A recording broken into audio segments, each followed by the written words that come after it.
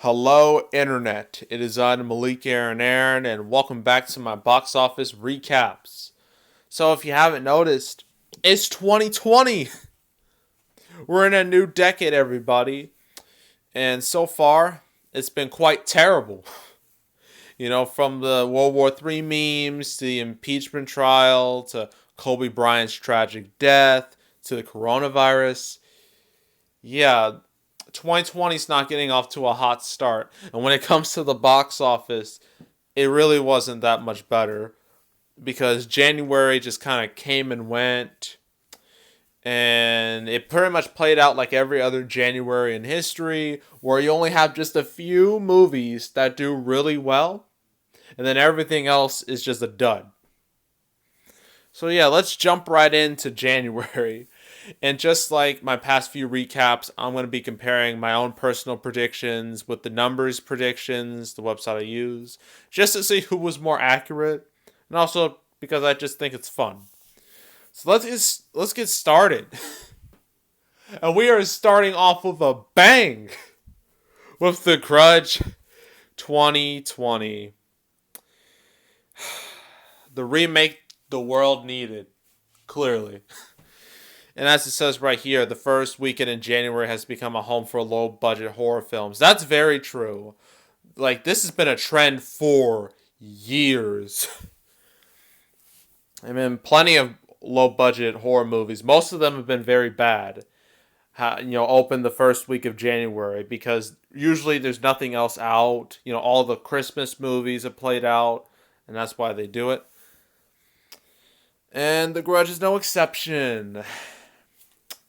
The numbers were being somewhat generous here. They thought it would make 35 million domestic. I forgot what I said in my prediction video. I think I said something like 25 to 30. But The Grudge didn't reach either of our predictions. Nope.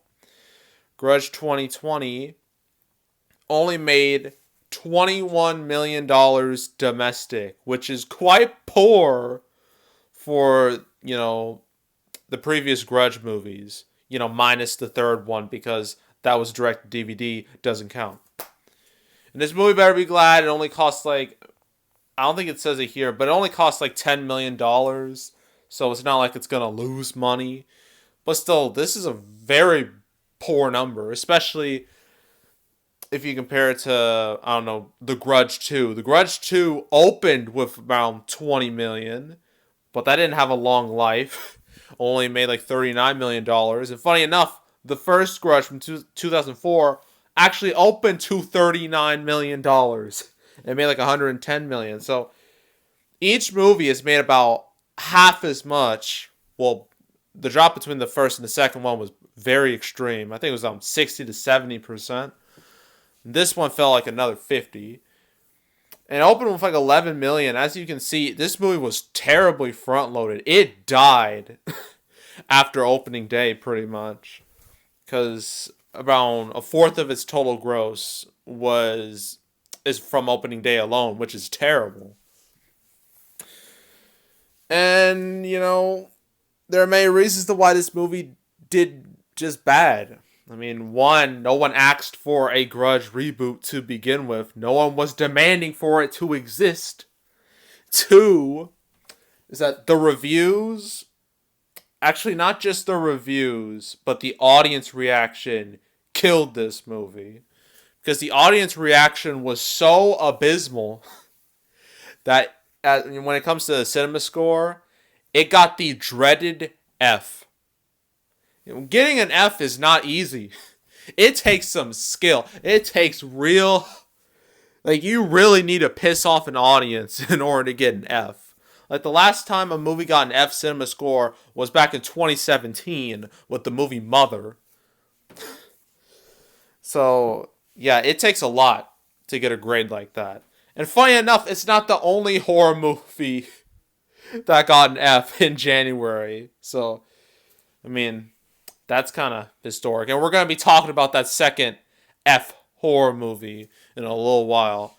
But yeah, The Grudge didn't do great at all. Did quite poor, not just for Grudge standards, but just for horror movie. Actually, January horror movie standards, period. Because there have been plenty of horror movies that opened in January that have done way better than this. I mean, The Devil Inside, Texas Chainsaw 3D, Paranormal Activity, the marked ones. What else? Escape Room did a lot better than this, and that was also from Sony. If you didn't know, this was from Sony too. So, yeah. Enough about The Grudge. Nobody cares about it. Clearly, judging by its box office. So, next week, 10th, our first big hit of 2020. I know this is technically a 2019 movie because it was a limited release in 2019, Christmas Day, but it opened wide in 2020, so I'm going to count it mostly as a 2020 movie. Okay? Now, the numbers were being quite pessimistic here. They thought it would only make $75 million, which is quite low for a movie like this. But, I mean, I can kind of understand. I mean, this movie didn't have too much star power, and a lot of times you don't want to overhype yourself, overhype the movie, because when that happens, and if it does lower than expected, it looks really bad. But 1917 obviously did way better than that $75 million. In fact, at this point in time, it's nearly doubled the numbers predictions. And I forgot what I said. I think I said something like, I don't know. I know it was over 100, but I didn't expect it to have as strong legs, as it currently has. So it's made 145 million domestic, made 323 million worldwide. Very strong for, war movie standards. And its success, I mean, sure, it's not as successful as Dunkirk, which was also a British war movie. But that was from Christopher Nolan, who has a lot more box office clout than Sam Mendes. I'm sorry, that's just a fact. But still, 1917 did really well at the end of the day. And I think one of the main reasons why was because, well, I mean, sure, it had like a strong limited release, but there have been plenty of movies that had strong limited debuts and still do terrible when they go wide. Anyone remember Steve Jobs from 2015? Yeah, that's a good example. But I think it was the Golden Globe win that this movie got that really, tipped it over the edge, that made people actually, want to see it. They're like, oh man, everybody's talking about this 1917 movie. He's getting awards. I want to check this out for myself. And obviously it worked out. Because even like a month into its release, it's still holding strong. And despite the fact that it didn't even win Best Picture at the Oscars, it's still making really good money.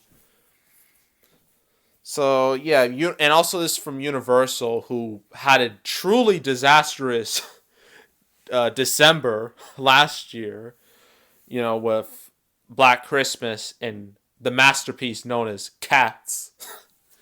So this was a nice little recovery for them, but that recovery didn't last very long, as you're soon about to see. So yeah, 1917, obviously a big hit. I thought it would be the biggest hit of the month, but obviously that's not true, as you're about to find out again very soon. Just Mercy, they thought it would make $45 million. I think I was a bit lower, like 30-something. And that's exactly what happened with Just Mercy. It only made like $30-something million, which really isn't surprising. $34 million. This wasn't surprising because to me, this just looked like the most blatant Oscar bait movie ever. And if you don't know what an Oscar bait movie is, it's a movie that tries so hard to get nominated for awards. Like, they typically have like, you have to have big name actors, you have to have a certain themes, a certain story. Especially if it's like a biopic. Like the biopic is like Oscar bait chapter 1. It's like Oscar baiting 101. That's kind of what this was. And it got nothing. It didn't get squat when it comes to awards. So, I mean, it didn't do terrible. I mean, it could have been a lot worse, but it just kind of existed. So I don't have much to say about Just Mercy, but it existed. That's all I can really say. So I mean, at least it didn't bomb, but but I can't say the same for the next two movies here. Like a Boss, yeah, the numbers were way too high with their prediction. They thought it would make $50 million domestically, and sure, it's a comedy in January. Obviously the movie standards for January aren't very high. Why do you think January is known as a dump month? And there have been plenty of bad movies that have made money in January, but this was not one of them at all. This movie only made a pathetic 22 million domestic, 24 million worldwide. So, yikes. This is obviously bad for Paramount, who made the movie. But eventually, they did get some. They did get some retribution with Sonic, and I'll talk about that when we get to the February recap. But as of when this movie came out, they were in a very bad place, and this did not help them at all. And Tiffany Haddish, look, all you Tiffany Haddish fans out there, I have to lay a truth bomb on you. I think her time in the sun is over, judging by this box office, because she has officially hit the wall that many comedians hit. Like Will Ferrell, Adam Sandler, Vince Vaughn, trying to think who else have hit the wall. Melissa McCarthy, a lot of them, they're successful to a point. And eventually all that money, all that success just dies. It happened to all of them, and Tiffany Haddish is just the next one on the list. So I don't think she's gonna get too many more starring roles after this. I mean, I can't imagine. I mean, maybe like in a supporting role, but definitely not a leading actress. No, that wouldn't be too smart, considering how poor this movie did. So, yeah. Yeah, it's Like a Boss. And then finally, for the weekend of the 10th, we have Underwater, a movie no one cared about at all, especially me.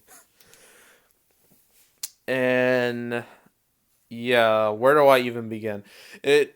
What did the numbers predict? I forgot. Okay, they thought it would make $20 million. I was being like real low with mine. I thought it only made like 15 million. And the movie ended up performing right in the middle with 17, which is still terrible for this movie. And there are a couple reasons why it did so bad. One, this looked like, your average January dump movie. This looks like a movie that, they just had lying around and just collecting dust. And they're like, what the heck do we do with this thing? And they're like, just throw it in January and spend as little advertising dollars as possible. That way our losses won't be too bad. So that's the first reason. Second reason is that Kristen Stewart, look, I don't care if you're a fan of Kristen Stewart. I need to tell you the truth. She's not a draw. Okay? She is not. Charlie's Angels 2019 proves that. She is not a draw. She does not get people into the theater. She does not sell tickets. So I'm just thinking that pretty sure any movie going forward that wants to make money is probably not going to cast Kristen Stewart in a leading role. But someone's going to try to do it, and if that movie bombs, then like seriously, like I really don't get it. Like, why would you cast someone who's not a draw in the leading role? Like, it's not smart at all. It's so dumb. And the fact this movie costs like, I don't know, $65 million. It's only made $39 million worldwide, so this movie lost a good amount of money. And this is also a Fox movie that was, purchased by Disney because if actually Fox no longer exists. It's now 20th Century Studios, which annoys me. I have to get used to that. And this movie was filmed like 3 years ago, in 2017. So, Yeah, Disney had no faith in this movie and they just threw it out there to die. And that's exactly what happened. So, yeah, Underwater. I knew it would do bad and it did bad. Nothing more to say. All right, now we get to the most exciting weekend of January. Martin Luther King Jr. weekend. The 4-day weekend. We had two big movies come out that weekend, Bad Boys for Life and Dolittle. One of these was a huge hit. The other wasn't. I'm pretty sure you can guess which one is which. But yeah, Bad Boys for Life. We have to talk about that. Now, the numbers thought it would make $125 million domestically, which, if it did make that, it wouldn't be too bad, considering the 17-year-long gap between Bad Boys 2 and Bad Boys for Life, aka Bad Boys 3. Because 17 years is a long time in the movie world. And when you're waiting that long for, another sequel or another installment, it can go two ways. You're either going to go be like a Die Hard 4, like a Live Free or Die Hard, or you're going to be a Shaft 2019. And no one wants to be Shaft 2019. I can't imagine too many movies would want to be like that, considering how that movie, what happened to it. But Bad Boys for Life, man, that movie just destroyed every expectation possible. Because it's made a whopping $183 million domestically and $370 million worldwide. By far and away the biggest Bad Boys movie of all time. And in fact, domestically, it's the biggest January movie ever. And in fact, and another fact, eventually in a few weeks, it will become the first January movie, and that excludes, limited releases that open in December, and then they go wide in January. We're just talking pure January. It'll be the first pure January movie to make $200 million domestic, which is insane. And this is just so shocking because, again, one, it's been 17 years since the last Bad Boys, and two, Will Smith's track record has been shaky, which is putting it nicely, especially after bombs like Gemini Man and Spies in Disguise. So I don't think anyone expected it to do this well, but it did, which I guess shows the power of Bad Boys. Like, Bad Boys as a brand is still very strong. I didn't expect it to be, but it is, and it clearly has its fans. And I remember when I made my prediction video, like, there was a comment, and I was like, oh, like, you shouldn't underestimate the power of, marginalized audiences, black audiences, which is true. Like, if you do make a movie that appeals to black audiences, if it's really good or if it's really appealing, they will show up in full support. I mean, there have been plenty of movies that have, done that. I mean, look at Tyler Perry's movies. Even though a lot of them aren't very good, people showed up to them all the time until they didn't, but then they showed up again. And then, of course, Black Panther, obviously. Big, huge example of that. So, yeah, Bad Boys for Life, an undisputed victory. Easily the big winner of January. By far and away the big winner. So, yeah, congratulations, Bad Boys for Life. And do I think this Bad Boys for Life 4, Bad Boys 4, will it happen? Probably. I can't imagine that Sony would say no to a Bad Boys 4, considering the box office here. Even though it would kind of make Bad Boys for Life's advertising a bit false. Yeah, it'd be kind of false advertising, because they're like, oh, this is the last time, like one last time. But we're making another one, so that would be really weird.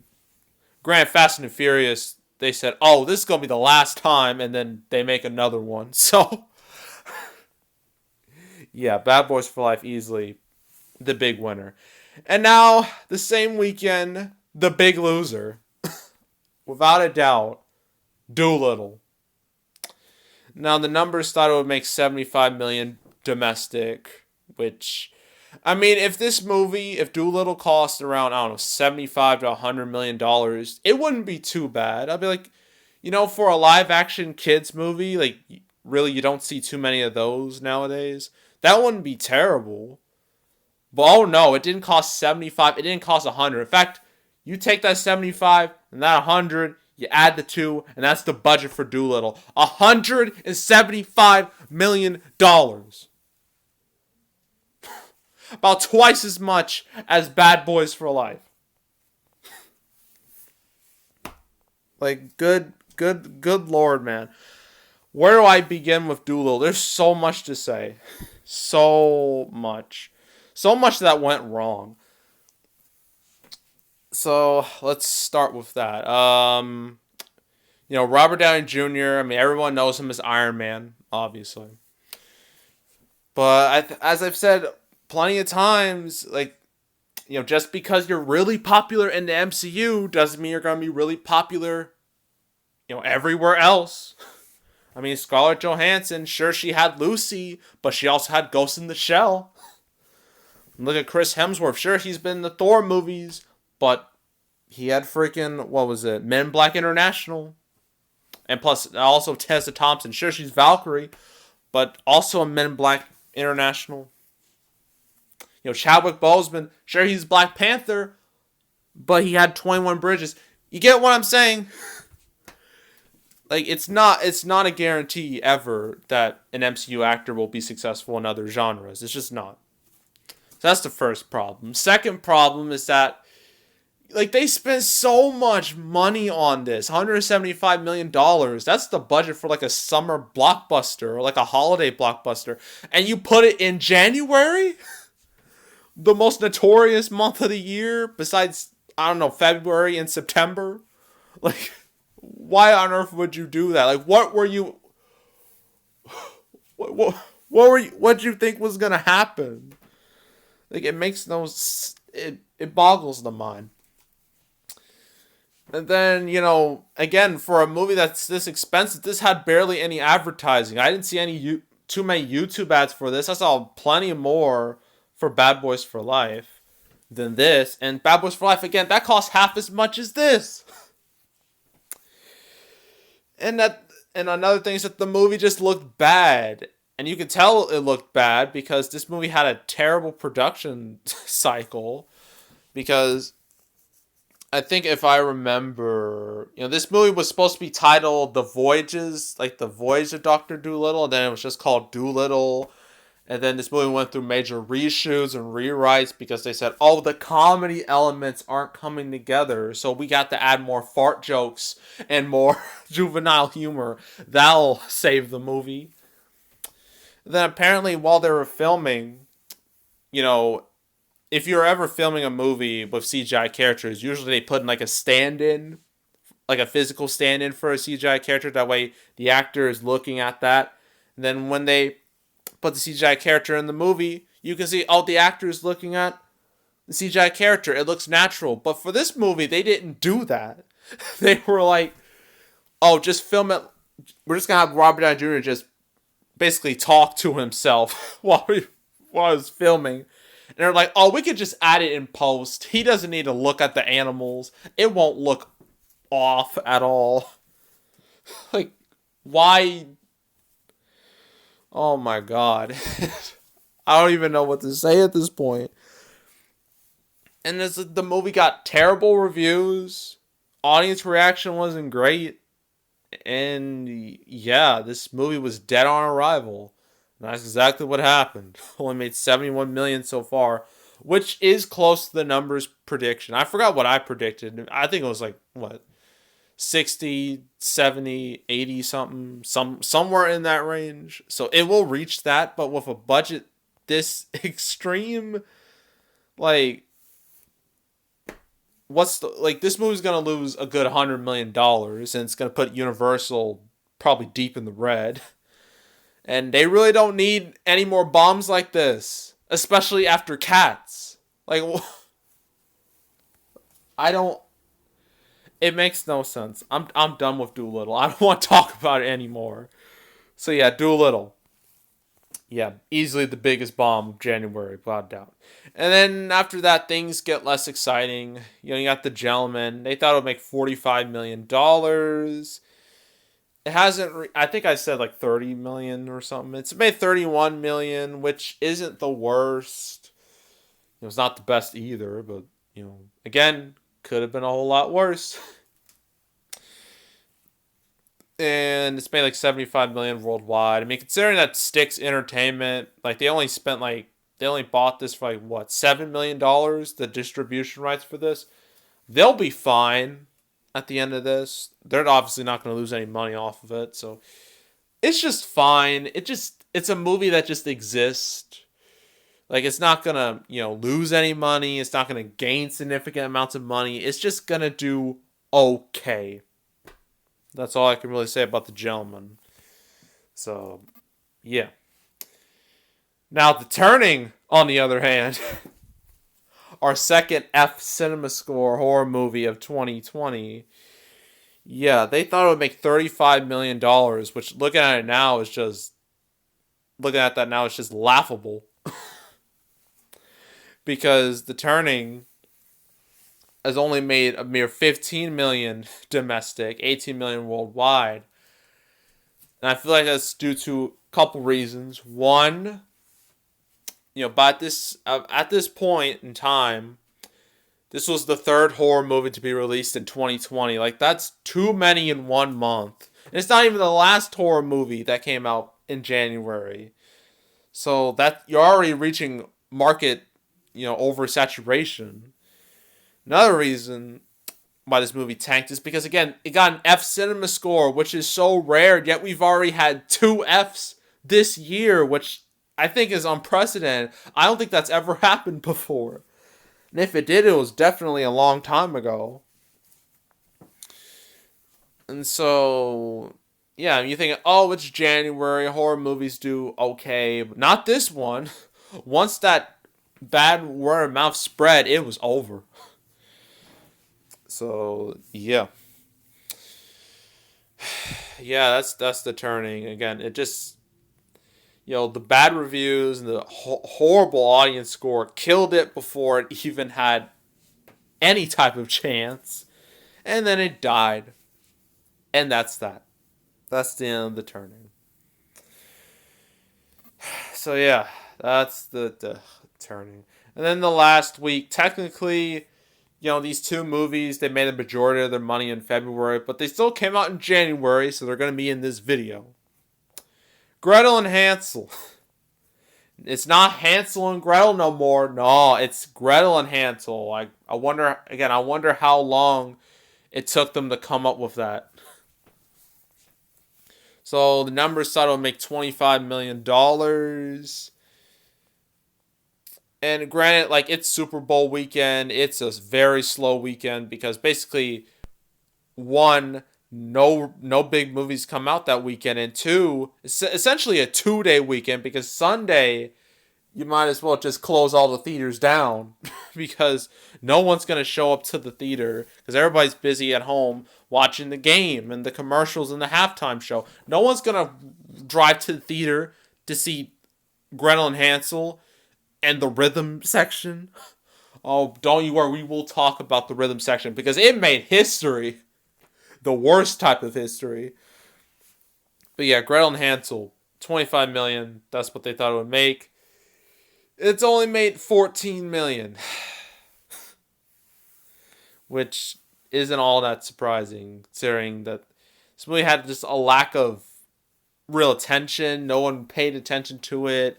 It didn't get any real headlines. It was just there.